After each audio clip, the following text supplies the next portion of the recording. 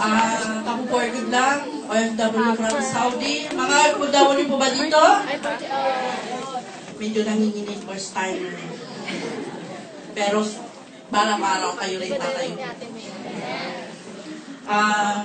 Kwento ka na po, nag-join ako sa Saudi. Nakita ko lang sa isang usapan ng upline ko. Ang upline ko, hindi nahirapang mag-invite dahil ako mismo nag-message sa kanya. Paano ba mag-invite? Kasi sa hirap ng pagiging OFW, malayo sa pamilya, di ba?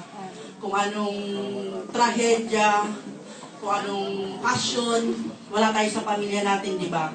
Ako po from Tacloban, naalala niyo po yung nag-Yolanda. Wala po ako that time. So kung mahina ang loob nyo, anong mangyayari sa inyo? Mababaliw, di ba? Na-missing pa ang anak mo ng 1 week.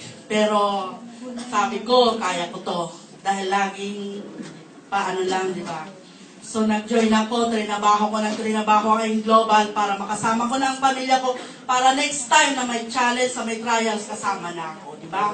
Hindi ako natutulog that time. That time, sabi ko, matutulog lang ako pag nakauwi na ako. So, hindi talaga ako tutulog. Pagdating ng 5 o'clock, bababa na lang ako, diretso, luto kasi may pasok yung mga alaga ko. Pagdating noon, mga ilang months lang, total hindi ko natapos na yung 2 years ko. Nagpaalam na ako. Sabi ko, Madam, uwi na ako. Sabi ko sa kanya, ayaw ko payagan. Ayaw niya akong payagang umuwi. Kasi nga pag OFW talaga ng Middle East, hindi basta-basta pinapauwi. Kailangan mo pa ng maraming dahilan para lang pauwi. Ganun po kahigpit doon. Ganun kahirap doon maging OFW. Tapos nung time na pinayagan na ako ng pauwi kasi okay naman ako ang global ko. So ang global ko na kasi 8,000 lang po ang sinasahod ko dahil ang amo hindi naman po tumupad sa $4. Hindi tumutupad po mga Arabo kada minsan lang po hindi. So hindi naman po mahirap mag-global. Hindi mahirap sa taong matyaga.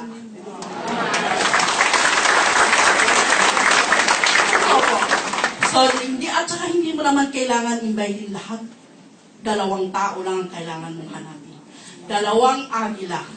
Isang Eileen Sumibkay at isang Clara Batong Bakal na nagbigay sa akin ng mga leaders na halos lahat na ng bansa. Ngayon, nandito na rin po ang leaders ko. Nag-for good na rin po from Saudi. Marami na po akong leaders na tulungan at meron na rin po akong mga pauwi pang leaders from Hong Kong. So, ang 8,000 ko pong sinasahod dati sa Saudi, 1 week ko na lang po yun ngayon. Tsaga lang. Diretso. Huwag liko-liko. Pag may nag-invite sa'yo na iba, focus. Diretso lang po. Kasi pag diretso po tayo, kahit mahina, kahit mabagal, mararating po natin ang kaya man. Nakapagpatuyo po na po ako ng 2 bahay nung na-Yolanda, bahay namin. Bahay ng parents ko, at saka bahay ng kapatid ko. 3 sabay-sabay po na bahay. Nagulat ang amo ko na nagpa-withdraw po ako na more than 100,000. Sabi niya, saan mo kinuha ang pera? Sabi, wala ka na doon. Pera ko yun. Bakit nawalan ka ba? Ministon niya ako. Sabi niya, saan galing ang pera mo? Sabi ko, bakit ma'am, nawalan ka ba? Kasi nagulat siya. More than, kasi nga nagpatayo ako ng bahay nung na-Yolanda ang parents ko at saka yung kapatid ko. So, tsaka lang po.